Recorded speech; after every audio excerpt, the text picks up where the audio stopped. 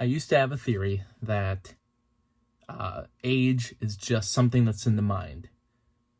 Obviously, that can't be true because your body deteriorates over time in a somewhat unnoticeable fashion, you know. It's not really just one day you're okay, one day you're not. It's certainly something that happens gradually. You see it with people who are invested in sports, especially. I'm talking about like physical deterioration. Even people who are some of the best in the NBA or NFL eventually start to crumble. They can see feel their bodies kind of slowly falling apart. I make it sound really terrorizing in that fashion, but it's not really like, you know, it doesn't sound as awful as I'm making it sound. It's just like a natural progression of the body, you know. It just kind of happens over time. But I used to have this idea of like, well, you know, if you wake up every single morning, you get your basketball out, you go and dunk it. Say you can dunk a basketball, and if you woke up every morning and made sure to do that, and you're able to do it every single day, then who's to say that one day you just can't do it? Every day you might have to put a little more force into it. You got to kind of keep adding some, you know, new way of doing it, or maybe you're going to start to feel it more in your body. But if you could still do it every single day, then I mean, there you go. You should be able to always do it. You could be a 90-year-old man still dunking. Now, I know that's not actually how it works. It can be very gradual. And I guess that honestly, if you were to do it every day, one day you are going to notice that you just can't do it. It is actually going to happen in one day.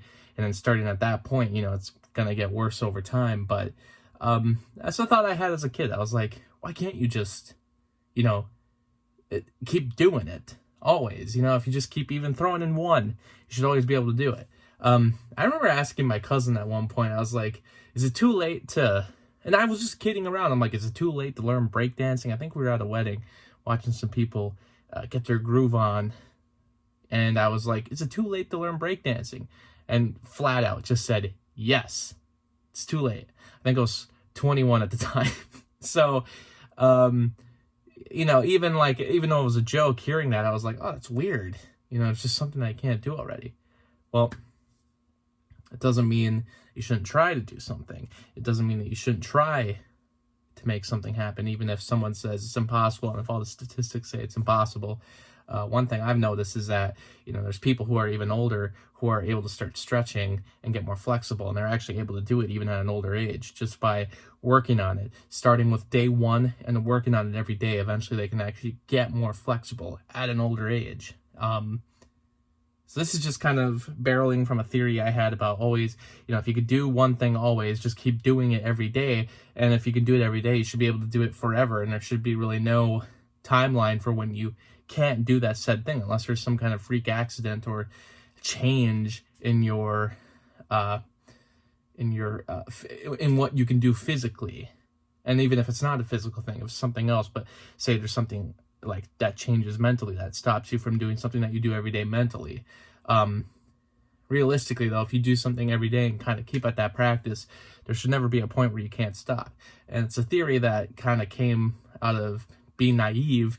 Obviously I don't think you'll be able to wake up every single day and dunk and still be able to do it at 90, but I think it's kind of a way to turn that thinking into something else that can actually be useful. And that's why I was like, I should try to be, you know, among other things, which I've mentioned before, I'm trying to always improve. I try to be more flexible. It's like, how do you start? You start trying to go for the knees. And actually, if I can get the full frame shot here, I'm just going to go for it. There's not a lot of room in this basement.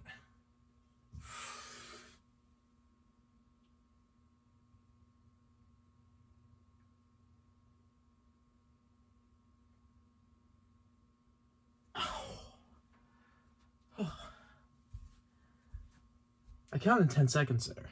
I actually got down pretty low. I was surprised. It was a lot lower than I thought I'd be able to go. But it'd be cool to touch the floor. So I'm going to keep working on that, among other flexing exercises. But this is just kind of to throw out there. Just give it a try.